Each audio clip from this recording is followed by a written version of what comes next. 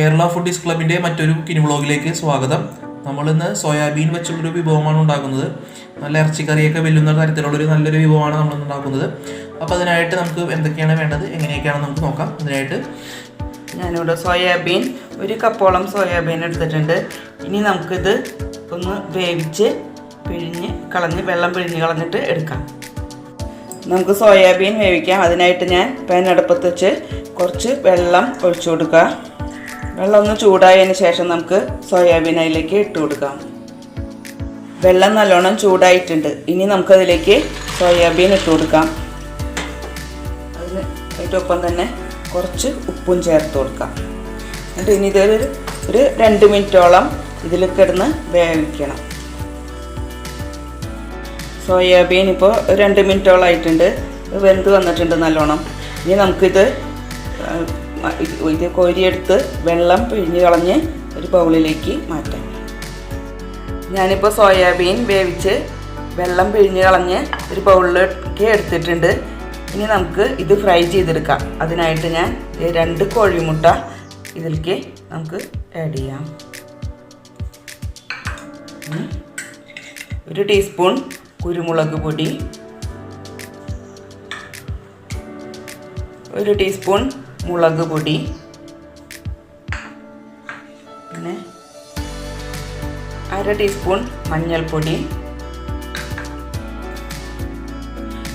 പിന്നെ 2 teaspoon cornflour ഇല്ലെങ്കിൽ മൈദ ആയാലും മതി. ഇതും കൂടി ചേർത്ത് നമുക്ക് നല്ലോണം മിക്സ് ചെയ്യാം. സോയാബീൻ ഇതൊക്കെ മസാലയൊക്കെ ചേർത്ത് നല്ലോണം മിക്സ് ആക്കിയിട്ടുണ്ട്. ഇനി നമുക്കിത് ഫ്രൈ ചെയ്തെടുക്കാം. നമുക്ക് സോയാബീൻ ഫ്രൈ ചെയ്തെടുക്കാം. അതിനായിട്ട് ഞാൻ പാൻ അടുപ്പത്ത് വെച്ച് ഒരു 4 ടീസ്പൂണോളം വെളിച്ചെണ്ണ ഒഴിച്ചിട്ടുണ്ട്. വെളിച്ചെണ്ണയിലാണ് ഇത് പാകം ചെയ്യുന്നത്. അപ്പോഴാണ് ടേസ്റ്റ് ഉണ്ടാവുന്നത്. അതുകൊണ്ട് ഞാൻ വെളിച്ചെണ്ണ ഒഴിച്ചിട്ടുണ്ട്. ഇനി അത് ചൂടാകുമ്പോൾ നമുക്ക് സോയാബീൻ ഇട്ട് കൊടുക്കാം. ഓയിൽ ചൂടായിട്ടുണ്ട്. ഇനി നമുക്ക് സോയാബീൻ ഇട്ട് കൊടുക്കാം.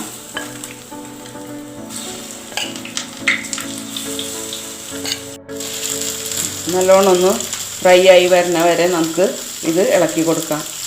തീ ഹൈ ഫ്ലെയിമിലിട്ടാലും കുഴപ്പമില്ല. ഏകദേശം 5 മിനിറ്റോളം ആയിട്ടുണ്ട്.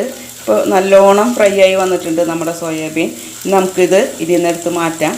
എന്നിട്ട് ഈ ഓയിലിൽ തന്നെയാണ് നമ്മൾ ഇനി അടുത്ത മസാലയൊക്കെ ചേർക്കുന്നത്. അപ്പോൾ നമുക്ക് ഈ വറുത്ത സോയാബീൻ ഇതിൽ നിന്ന് എടുത്ത് മാറ്റാം. നമ്മൾ ഫ്രൈ ചെയ്ത പാനിൽ തന്നെ നമുക്ക് ഇത് അടുത്ത മസാല ചേർക്കാം. അതിലേക്ക് ഞാൻ കുറച്ചും കൂടി വെളിച്ചെണ്ണ ചേർത്തിട്ടുണ്ട്. ഇനി ഇതിലേക്ക് നമുക്ക് ഒരു വെളുത്തുള്ളി, പിന്നെ 1 പീസ് ഇഞ്ചിയും നീളത്തിലരിഞ്ഞത് നമുക്കിതിലേക്ക് ഇട്ട് കൊടുക്കാം. ഇനി നമുക്ക് 1 ടീസ്പൂൺ ചെറിയ ജീരകം, പെരുംജീരകം അല്ല, ചെറിയ ജീരകം, അത് ഇട്ട് കൊടുക്കാം. ഇതിലേക്ക് ഞാൻ ഒരു വലിയ സവാള നീളത്തിലരിഞ്ഞതുണ്ട്, അത് ഇട്ട് കൊടുക്കാം.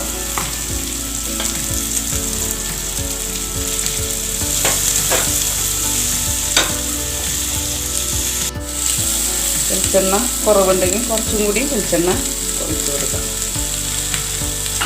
നമുക്ക് സവാളയ്ക്ക് ആവശ്യമായ ഉപ്പ് ഇട്ട് കൊടുക്കാം. ഇനി നല്ലോണം ബ്രൗൺ കളറാവണ വരെ നമുക്കിതൊന്ന് വഴറ്റിയെടുക്കാം.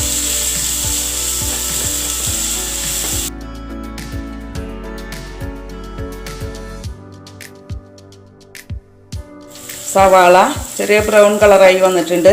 ഇനി നമുക്കിതിലേക്ക് ഒരു വലിയ തക്കാളി നീളത്തിൽ അരിഞ്ഞെടുത്തിട്ടുണ്ട്, അത് ഇട്ട് കൊടുക്കാം. അതും കൂടി ഇതിനകത്ത് കിടന്ന് നല്ലോണം വേവണം.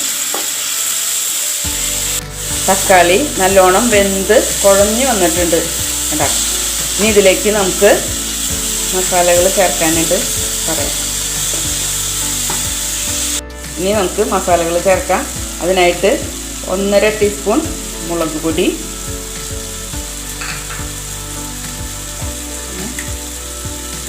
1.5 ടീസ്പൂൺ മല്ലിപ്പൊടി, 1 ടീസ്പൂൺ കുരുമുളക് പൊടി. ഇതും കൂടി ചേർത്ത് നല്ലോണം ഇങ്ങനെ വഴറ്റിയെടുക്കാം. അതിൻ്റെ പച്ചമണം മാറണ വരെ നമുക്കിതൊന്ന് ഇളക്കി എടുക്കാം. നമ്മുടെ മസാല റെഡി ആയിട്ടുണ്ട്. ഇനി ഇതിലേക്ക് നമുക്ക് ഒരു അര ഗ്ലാസ് ചൂടുവെള്ളം ഒഴിച്ചു കൊടുക്കാം.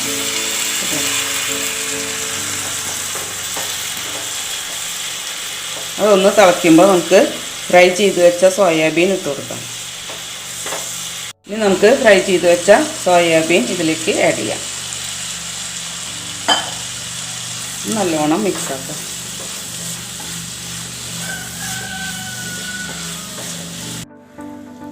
ഇനി നമുക്ക് ഒരു ചെറുനാരങ്ങയുടെ നീര് ഇതിലേക്ക് ഒഴിച്ചു കൊടുക്കാം. ഇനി നമുക്കിതിലേക്ക് അര ടീസ്പൂൺ പഞ്ചസാര ഇട്ട് കൊടുക്കാം, അതിൻ്റെ പുളിപ്പൊന്ന് ബാലൻസ് ചെയ്യാനായിട്ട്. നാരങ്ങാ നീരിന് പകരം ടൊമാറ്റോ സോസ് ചേർത്താലും കുഴപ്പമില്ല, ഒരു ചെറിയ പുളിപ്പുണ്ടാവണമെന്ന് മാത്രമേ ഉള്ളൂ. അപ്പോൾ നമ്മുടെ സോയാബീൻ റോസ്റ്റ് ശരിയായിട്ടുണ്ട്. ഇനി നമുക്ക് ഇതിലേക്ക് 3 പച്ചമുളക് ഞാൻ നീളത്തിൽ അരിഞ്ഞിട്ടിട്ടുണ്ട്, മല്ലിയില ചേർക്കുന്നതിന് പകരമാണ്. അതുകൊണ്ട് ഗാർണിഷിങ് നല്ല ടേസ്റ്റാണ്. ഇത് ചപ്പാത്തിയുടെ ഒപ്പം കഴിക്കാം, അല്ലെങ്കിൽ ചോറിൻ്റെ ഒപ്പം, എങ്ങനെ വേണമെങ്കിലും കഴിക്കാം. നല്ല ടേസ്റ്റായിട്ടുള്ള സോയാബീൻ ഫ്രൈ റോസ്റ്റ് ശരിയായിട്ടുണ്ട്. നമ്മുടെ സോയാബീൻ ഫ്രൈഡ് റോസ്റ്റ് ശരിയായിട്ടുണ്ട്. എല്ലാവരും ട്രൈ ചെയ്ത് നോക്കുക, നല്ല ടേസ്റ്റാണ്. എളുപ്പത്തിൽ തയ്യാറാക്കാൻ പറ്റിയ ഒരു റോസ്റ്റാണ്. നമ്മുടെ ബീഫ് കറീനൊക്കെ വെല്ലണ ഒരു കറിയാണ്. അപ്പോൾ എല്ലാവരും ട്രൈ ചെയ്ത് നോക്കുക, നിങ്ങളുടെ അഭിപ്രായങ്ങൾ കമൻറ്റായി രേഖപ്പെടുത്തുക.